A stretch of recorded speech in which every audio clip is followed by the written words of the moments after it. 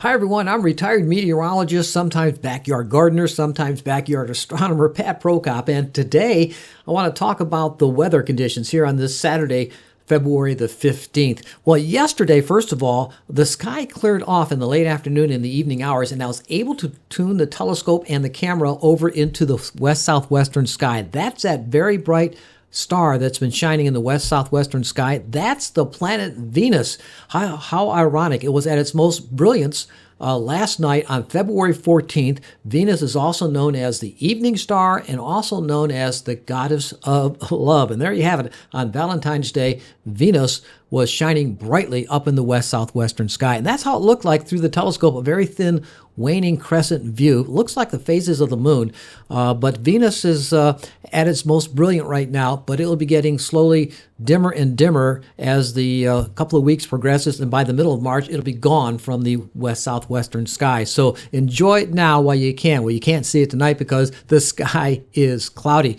Speaking of that, let's take a look at the regional radar from my website, savannahpat.name. And there you can see quite a bit of shower activity coming up the coast. That is in association with a warm front that's passing across the region, and it will allow temperatures to remain in the 60s, maybe even touch some lower 70s. We're already seeing low to middle 70s across south central and southeastern Georgia up to around the Savannah River. We're in the middle 60s. And then over into the northwest in the Atlanta metropolitan area, it's only in the 40s right now. But we're going to remain in the 60s, maybe even lower 70s throughout the remainder of the afternoon into the evening hours. And looking at the advisories from across the country this afternoon and the southeast, a lot of activity going on right now.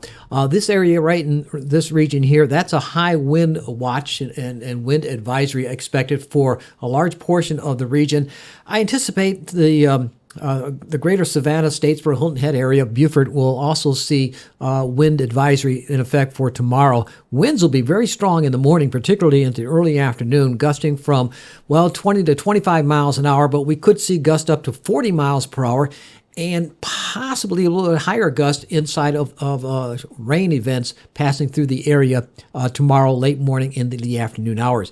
Meanwhile, further to the north of us, over in the Ohio River Valley and Tennessee River Valley, flash flood warnings are in effect for a large portion of the Commonwealth of Kentucky, going into the northern portions of Tennessee, and then flash flood watches and advisories in effect for all of the Ohio River Valley up into the southeastern Great Lakes area for anticipation of heavy rains in that region. Snow has been moving out of that area, and looking at the national radar, there we can see snow across the portions of the Great Lakes states from Chicago over to Detroit, up to the north in Michigan, and then over into Ontario, and then into western and central New York State, and into the Pennsylvania area. And that's all shifting off to the northeast, and they're under winter storm advisories for that system. But there is the moderate to heavy rains, and this system over here will be affecting our area throughout the day on Sunday.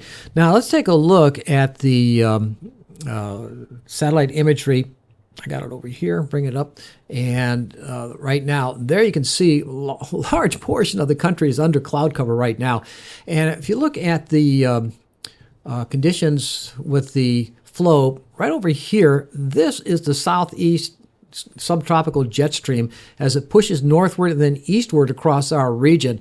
And then further to the north, the polar jet stream is coming down, and that is flowing right over on this area here and then off to the northeast and off the Atlantic coast. And in between these two streams is where you're seeing all the precipitation. As a matter of fact, the heaviest precipitation in the form of rain, mostly in the Kentucky and Tennessee areas, pushing over into Virginia and North Carolina. For us, we're going to see warm temperatures with the subtropical jet stream just to the north of us. All right, let's go into the maps themselves and take a look right here. Just to clear off the data. There we go. There's the system of rain, and there's the snow off to the northeast portion of the country. And Let's take a look at this and put it into motion. And there you can see the system ramping up somewhat and producing moderate to heavy snows across the southeastern Great Lakes states, into the eastern Great Lakes states, and into the northeastern portion of the country, with a band of showers and thunderstorms pushing across southeastern Georgia, eastern South Carolina, North Carolina, Virginia, for tomorrow, in the northern portions of Florida. And this is for 10 o'clock on Sunday morning. Let's advance it a little bit more in time. There's 1 o'clock in the afternoon. It moves off the coast. We should see clearing conditions after that. But just ahead of it, the winds are going to be really blustery, coming in from the southwest ahead of this front. In the morning hours particularly, we could see those winds gusting over 25 to 30 miles per hour, even possibly 40 mile per hour wind gusts. And then fair and chillier weather moves in, not horribly cold, but chilly, lows dropping into the 30s. But then looking at this next rain and snow system developing, this is along about Tuesday afternoon going into Wednesday morning. There we have it in Wednesday early afternoon. And it shows a band of moderate to heavy rains pushing across southeastern Georgia and southern South and eastern South Carolina, with sleet and freezing rain across North Carolina and snow across from the Ozarks over into Illinois, Indiana, Ohio, most of Kentucky into West Virginia, and Virginia and Maryland, expecting moderate to heavy snows associated with that system there. And then as that one pushes eastward across the region, moves out, some cold air from the north will slip southward into our region, and that could produce some sub-freezing temperatures by Thursday night and Friday morning in and across our area. So we'll have to keep an eye on that for right now. Looks like upper 20s to around 30 degrees, maybe mid to upper 20s far inland in Georgia and South Carolina. Closer to the coast, low to middle 30s in the coastal areas of Georgia and South Carolina. All right, we'll take a look at that a little bit later. But I want to look at also the threat for severe weather conditions. Now, with that warm air mass across our region, of the southeast, there is a moderate chance for severe thunderstorms into Arkansas, Louisiana, Mississippi, southwestern Tennessee, and a large portion of Alabama. That is for the Saturday afternoon into Saturday evening and Saturday night. And then we go into day 2, that's Sunday. That threat decreases but shifts eastward as well. And there is a slight risk for severe thunderstorms across southeastern Georgia, including the greater Savannah area, going into Brunswick and Jacksonville, and over into the Gainesville, Florida area, Valdosta, Georgia, and Waycross. Chance for some of those storms that could be severe.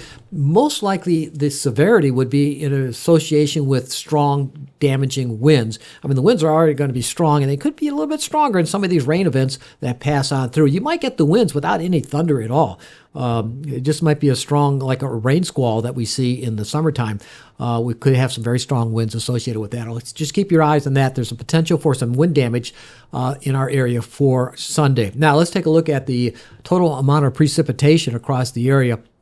And putting this into motion, there you can see a band of moderate to heavy rains to be associated with that system passing across the region right now into Sunday. And I'm going to zoom in on this. And there you can see a band of 4 to 6 inches of rain possible across a good portion of central and southwestern Kentucky and into the northern portions of Tennessee.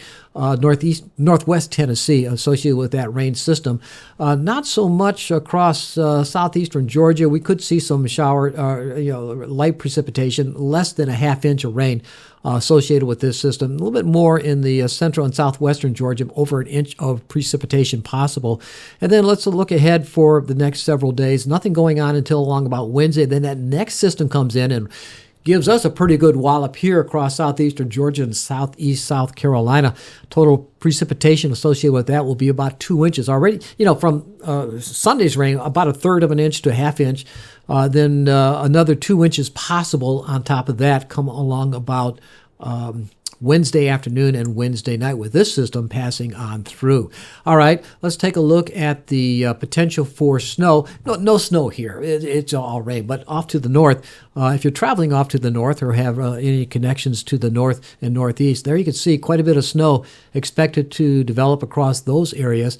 Now, this is for throughout today on Sunday. Most of it's over in Ontario and Quebec, but over in the western portions of New York State and then going into New England, they're expecting quite a bit of snow out of that area there. Now, Kentucky just had a bout of flooding rains across that area, 4 to 6 inches of rain. Well, watch what happens comes along about Wednesday when we have our next rain system move into our area. Look what happens into Kentucky. They get more snow. Matter of fact, from southeastern Kansas over into southern portions of Missouri into the Ozarks. Look at that. Over a foot of snow possible across those regions there.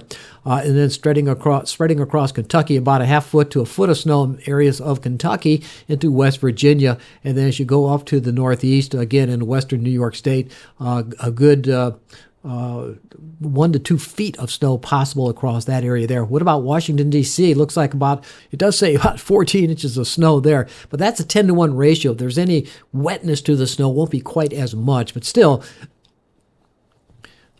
nonetheless, looks like snow across the Mid-Atlantic coastal states for Wednesday. All right, let's go into the SavannahPat.name website. That's where I post a lot of my weather information and other information in my YouTube channels as well. My Weather and Nature channel, my Astronomy channel, and there's the forecast. Well, we got the clouds today and some rain showers, a 90% chance for rain tomorrow, possibly damaging winds, 40, maybe 50 mile per hour winds, clearing off on Monday, dropping down to 37 degrees on Sunday night, Monday morning. And then another warm front comes in on Tuesday, so we'll be warming back up into the middle 60s, low staying in the upper 40s to lower 50s. And then Wednesday, there's that 90% chance for more rain, and this could be a moderate to heavy rain system. Potential for 1.5 to 2 inches of rain in our area for Wednesday. Then after that, sky clears off Wednesday night, Thursday morning in the upper 20s, and then Thursday night, Friday morning into the upper 20s to lower 30s, maybe middle 30s in the coastal regions of our area. So another surge of cold air is on the way. What about the rest of the season? Well, it looks like we're normal now, temperature-wise. We were way above normal, but now we're around normal. And then next week, we'll be below normal with normal high this time of the year, though, is up to 67 degrees. Normal low is in the middle 40s. And then week number 3, that's the beginning of March. Temperature is slightly below normal, but again, normal high is slowly increasing. It's up to 69. Normal low is 46. And then as we go into the middle of March, back to around normal, and then in and around the St. Patrick's Day festivities, look at that. Indications are, this is not a gospel truth, but the indications are that we'll be above the normal for that time of the year. And normal high for the greater Savannah area in and around St. Patrick's Day is 72 degrees. And with this mild weather pattern shaping up, I will bet you the azaleas will be in full bloom in and around the St. Patrick's Day festivities. So that's another treat for living in Savannah in southeastern Georgia. These azaleas, when they're in full bloom, just really enhances the living conditions here across the region. All right, with that being said, keep an eye on the weather. It's going to be a windy day on Sunday. Thanks to all those who have been supporting my page. I showed some of those, your supports earlier in the video. Thank you very much for that. And if you'd like to support my page, please feel free to. I appreciate that.